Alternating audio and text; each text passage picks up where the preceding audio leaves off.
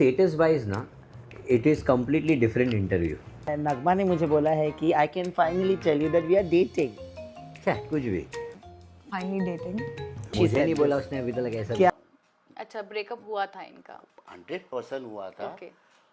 Hey everyone, welcome back to TN Talks. So let's talk about आवेश दरबार। तो जैसे कि हमने पहले भी डिस्कस किया था कि आवेश दरबार और नगमा का जो रिलेशनशिप स्टेटस है वो काफ़ी मिजरेबल और कंफ्यूजिंग बना के रखा गया है। प्रॉब्लम शुरू होती है यहाँ से जब इनिशियली न्यूज़ आई थी कि आवेश और नगमा एक साथ हैं, लेकिन बाद में कुछ सोर्सेज से हमें पता चला था कि आवेश ने नगमा को मल्टीपल टाइम्स चीट किया है। उसके बाद उन्होंने अपने रिलेशनशिप स्टेटस को कभी ओपनली एक्सेप्ट नहीं किया, हमेशा वी वर गुड फ्रेंड्स वाला नैरेटिव बनाकर रखा। उसमें एंट्री वाले दिन तक उन्होंने ना अपने रिलेशनशिप को एक्सेप्ट नहीं किया, क्योंकि वो एक क्यूरियोसिटी क्रिएट करना चाहते थे पब्लिक के अंदर that people should keep watching Bigg Boss to know whether they are in a relationship और नॉट। लेकिन प्रॉब्लम यहाँ पर है कि अगर आप रिलेशनशिप में हो तो सिंपल येस बोल दो, और अगर आप नहीं हो तो स्ट्रेट नो। इंस्टेड ऑफ उन्होंने मीडिया हाउसेस पे जाके इंटरव्यूज़ दिए जहाँ पर दोनों ने ना बार बार बोला that they are good friends, और इनके जो स्टेटमेंट्स हैं वो मैच भी नहीं कर रहे हैं, इवन दो सम स्टेटमेंट्स वर कॉन्ट्राडिक्ट। लेकिन वही अगर आप दूसरी तरफ देखो तो नगमा ने ना ओपनली एक्सेप्ट करा है that they are in relationship. We are finally dating. और दूसरे हाथ पर अगर आप आवेश दरबार के स्टेटमेंट्स देखो तो वो क्लियरली नहीं थे। बिग बॉस के घर में जाने से पहले नगमा ने ना अपनी स्टेटमेंट्स में भी एडमिट किया है कि yes she is in relationship, लेकिन जब सेम इंटरव्यू में आवेश से पूछा गया तो उन्होंने उसको रिव्यूज़ कर दिया, गोल गोल घुमाते हुए नजर आए, लेकिन कभी भी डायरेक्टली एक्सेप्ट नहीं करा। हमेशा प्रेफर किया कि इस चीज़ को घुमाया जाए और क्यूरियोसिटी क्रिएट की जाए। तो चलिए बात समझ में आ जाती है कि आप क्यूरियोसिटी क्रिएट करना चाहते हैं ताकि लोगों का प्यार आपको मिलता रहे, और लोग भी चाहते हैं कि आप लोग कपल बने, लेकिन इसका ये मतलब बिल्कुल भी नहीं है कि आप ऑडियंस की दिल से जो प्यार है उसको एक तरीके से मिल करें। मतलब लोगों का जो जेन्युइन सपोर्ट है उसको एक्सप्लॉइट करना सिर्फ क्यूरियोसिटी के लिए, क्योंकि अगर आप स्टार्टिंग में ही अपने रिलेशनशिप को एक्सेप्ट नहीं करते और फिर सडनली आप कपल बन के बिग बॉस में एंटर कर रहे हो तो वो क्लियरली एक फोर्स नरेटिव लगता है। और जब इंटरव्यूज़ दिए गए तब भी डिनाई किया, मतलब नगमा की तरफ से कुछ और एक्शंस और कमिटमेंट्स दिखे कि वो रिलेशनशिप में है, लेकिन आवेश की तरफ से कभी भी वो कमिटमेंट्स ओपनली नहीं सुने गए। इसको देखकर लगता है कि आवेश सिर्फ अपनी ब्रांड इमेज को मिल कर रहे थे नगमा के साथ, क्योंकि लोग उनकी केमिस्ट्री को पसंद करते हैं। ये सच नहीं था, ये सिर्फ एक ब्रांड स्ट्रैटेजी थी ना। इन दोनों की एंट्री जो बिग बॉस में कराई गई है वो थोड़ी फोर्स लग रही है, क्योंकि सिर्फ उनको कपल ऑफर आया था और वो दिखाना चाहते थे कि रिलेशनशिप में है, लेकिन रियलिटी में अगर आवेश एक इंडिविजुअल पर्सनैलिटी बन के आते तो उन्हें ज़्यादा बैकलैश मिलता अपनी प्रीवियस लाइफ के लिए।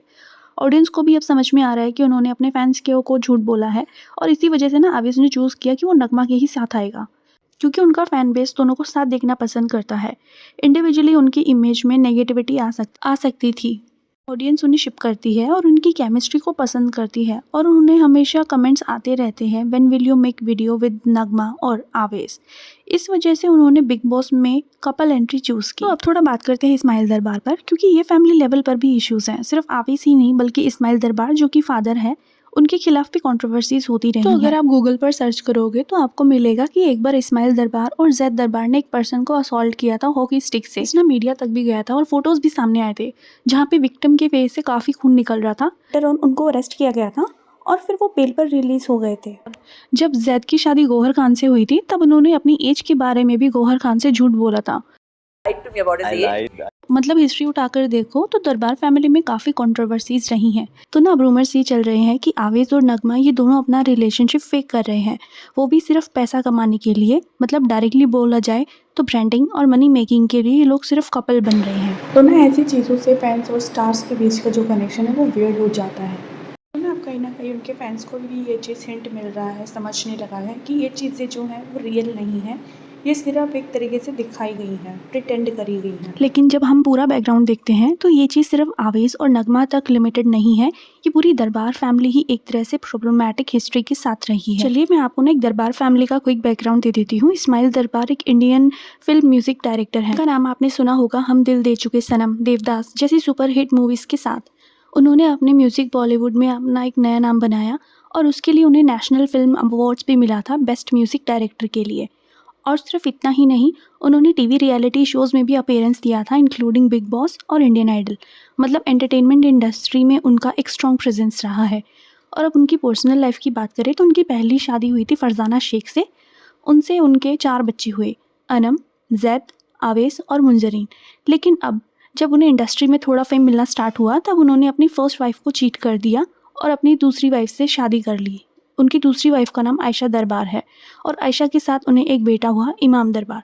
तो टोटल इस्माइल दरबार के 5 बच्चे हैं, जैद दरबार, आवेश दरबार, अनम दरबार, मुंजरीन दरबार और इमाम दरबार, जो उनकी सेकंड वाइफ से हैं। तो आपने जैद दरबार, आवेश दरबार और अनम दरबार को यूट्यूब और इंस्टाग्राम पर देखा होगा रील्स में। तो इस्माइल दरबार की जो प्रॉब्लमेटिक हिस्ट्री थी उसमें सबसे बड़ी जो पहली कंट्रोवर्सी आई थी वो 2008 में आई थी, जब ए आर रहमान को स्लम डॉग मिलियनेयर के लिए ऑस्कर मिला।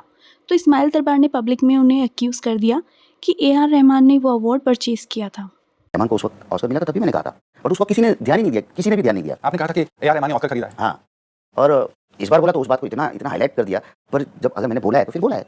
तो फिर ना इसके बाद उन्हें बहुत ज़्यादा बैकलैश मिला और बहुत ज़्यादा कंट्रोवर्सीज आई जब उन्होंने 2 मूवीज़ डायरेक्ट करने की कोशिश की, लेकिन दोनों ही मूवीज़ किसी रीज़न से कैंसिल हो गई। और अब जब उन मूवीज़ के एम्प्लॉयज़ ने अपना पेमेंट का डिमांड किया, इस्माइल दरबार ने एलिजिडली पेमेंट करने से मना कर दिया। सिर्फ पैसा ना देने पर बात खत्म नहीं हुई। रिपोर्ट्स के अकॉर्डिंग उन्होंने अपने बड़े बेटे जैद दरबार के साथ मिलकर एक असिस्टेंट डायरेक्टर प्रशांत चौधरी को फिजिकली असॉल्ट भी किया। तो ऐसा हुआ कि प्रशांत ना अपनी पेमेंट लेने के लिए आए थे और उनको ना एलिजिडली हॉकी स्टिक से मारा गया। उनके फेस से काफ़ी खून बहने लगा, फ़ोटोज़ तक मीडिया में आई थी। और इस केस में जैद दरबार, जो कि गौहर खान के हस्बैंड हैं, उनको जेल तक जाना पड़ा था। तो प्रशांत चौधरी ने बताया कि वो नॉर्मल ना अपनी पेमेंट के लिए आए थे, लेकिन बात करते करते जो आर्ग्यूमेंट है वो इतना हीटन अप हो गया कि सामने से जैद दरबार ने और उनके एक फ्रेंड ने उनको मिलकर एलिजिडली हॉकी स्टिक से असॉल्ट किया। अब ये बिहेवियर ना काफ़ी प्रॉब्लमेटिक और शेडी भी लगा, क्योंकि एक तो आप उसको सामने से उसकी पेमेंट नहीं कर रहे हो जो उसने काम किया है, और आप उसके साथ मारपिटाई भी कर रहे हो। तो जैद दरबार की डेटिंग लाइफ भी ना एकदम मेसी रही है। पहले उनका नाम जुड़ा था आशना हेगड़े के साथ, उन्हें कपल की तरह शिप करते थे, लेकिन बाद में ना आशना ने एक वीडियो में इनडायरेक्टली हिंट किया था कि उनका एक्स टॉक्सिक था और उनके एक्स ने उनको चीट किया था। तो ना फैंस को ना डॉट कनेक्ट करने में ज़्यादा टाइम नहीं लगा और वो समझ गए ये जो एक्स है वो और कोई नहीं बल्कि जैद दरबार ही हैं। रिपोर्ट्स के अकॉर्डिंग उस वक्त ना जैद ने आशना को चीट किया था अलीशा हमीदी के साथ। तो अलीशा हमीदी को डेट करना उन्होंने शुरू कर दिया था, लेकिन ये रिलेशनशिप भी ना काफ़ी लंबा नहीं चला। कुछ टाइम बाद भी उनका भी ब्रेकअप हो गया और सिर्फ उसी ब्रेकअप के 3 महीने के बाद जैद ने शादी कर ली थी गौहर खान से, जो कि फैंस के लिए और काफ़ी लोगों के लिए शौक था, क्योंकि काफ़ी लोगों को ये तक नहीं पता था कि जैन का ब्रेकअप हो गया है अलीशा के साथ। और गौहर खान ने ना एक इंटरव्यू में खुद भी रिवील किया था कि जैद ने ना उनसे अपनी एज के बारे में झूठ बोला था, वो भी उसकी फर्स्ट मीटिंग में।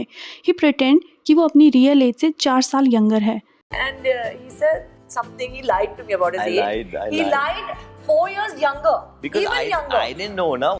तो यहाँ पर ना एक क्लियर पैटर्न भी दिख रहा है कि अगर आप फर्स्ट मीटिंग में किसी से झूठ बोलते हो तो ना एक ट्रस्ट बिल्ड इन होने में बहुत इश्यूज होते हैं, लेकिन इट सीम्स एज इफ कि गौहर को ना ये एक तरह से डील ब्रेकर नहीं लगा, तो उसके लिए इतना मैटर नहीं किया। तो ना यहाँ पर एक क्लियर पैटर्न दिख रहा है लाइज, बिट्रेल और मैसी ब्रेकअप्स का। वापस आते हैं आवेज़ और नगमा पर। आवेज़ एक डांसर और कोरियोग्राफर है और नगमा एक कंटेंट क्रिएटर है। दोनों इनिशियली एक दूसरे के क्लोज फ्रेंड थे और उनकी केमिस्ट्री ना फैंस को वीडियोस में बहुत पसंद आई थी। धीरे धीरे रूमर स्टार्ट हुए कि दोनों रिलेशनशिप में है।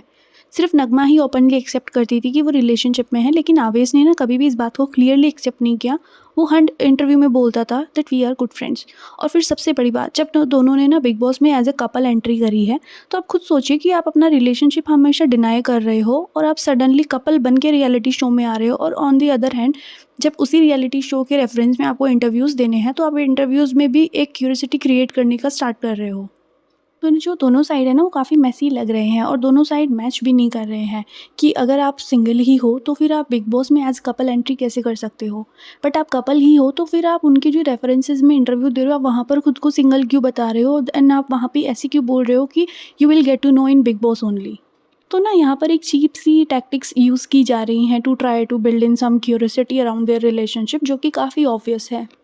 तो इसका ना एक सिंपल सा आंसर है TRP और ब्रांडिंग, कि जो आवेज़ और नगमा को शिप करते हैं एज ए कपल, वो फैंस तो एटलीस्ट उनको ये देखने के लिए शोज़ को देखेंगे कि whether they are in a relationship और नॉट, इट्स इट ऑब्वियस और नॉट। और सामने से जो ब्रांड डील्स उनको कहीं ना कहीं कम आनी शुरू हुई है, वो एक बार फिर से उनको अप्रोच करे ताकि वो उन ब्रांड्स को एक फ्रेश वाइब दे सके। जब इस टॉपिक के लिए मैं कुछ रिसर्च कर रही थी, तब ना आवेश दरबार के फादर इस्माइल दरबार का एक इंटरव्यू सामने आया जो उन्होंने रिसेंटली एक मीडिया हाउस को दिया है। क्लियरली ही एडमिट्स कि हाँ, नगमा और आवेश का ना ब्रेकअप हुआ था और वो दोनों बात नहीं कर रहे थे फॉर सम टाइम। तो उस ड्यूरेशन पर वो नगमा से किसी पार्टी में मिले थे जिसमें ना उनकी फैमिली इनवाइटेड थी। तब ही मेट नगमा देयर और उनसे उन्होंने बात की। ही सेड कि आप आवेश को छोड़ना नहीं, आप इसके साथ आगे तक जाना। उन्होंने कहा सपोज़ करो जो मेरी बेटी है अनम दरबार, अगर उनके साथ भी कोई कुछ सर्टेन टाइम्स तक रहे तो मैं चाहूँगा कि वो उनके साथ आगे तक रहे। तो इसी इंटेंशन से उन्होंने नगमा को बोला कि आप आवेश को छोड़ना मत, आप इसके साथ आगे तक जाना। तो ये ब्रेकअप बिल्कुल सच था और काफ़ी टाइम तक इन लोग का ब्रेकअप था। फिर उसके बाद ना ये लोग फिर से हमारी फैमिली फंक्शन में ये लोग फिर से सामने आ गए। मैं बोला क्या नगमा अभी सब ठीक है ना, लेकिन तू छोड़ना नहीं इसको इतनी आसानी से। तो यहाँ पर ना एक ट्रांसपेरेंसी देखने को मिली है इस्माइल दरबार की साइड से जो उन्होंने फैंस के लिए रखी है।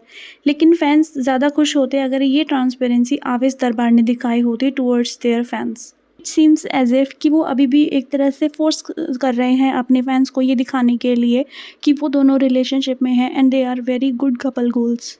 आप खुद डिसाइड करो कि क्या नगमा और आवेश का रिलेशनशिप जेन्युइनली प्यार है या सिर्फ एक प्लान स्ट्रैटेजी है जो उन्हें कंटेंट, टीआरपी और मार्केटिंग दिलाता है। So yeah, that's it for this video. If you like this video, do not forget to like, comment, share and subscribe to TN Talk. See you in the next one. Thank you.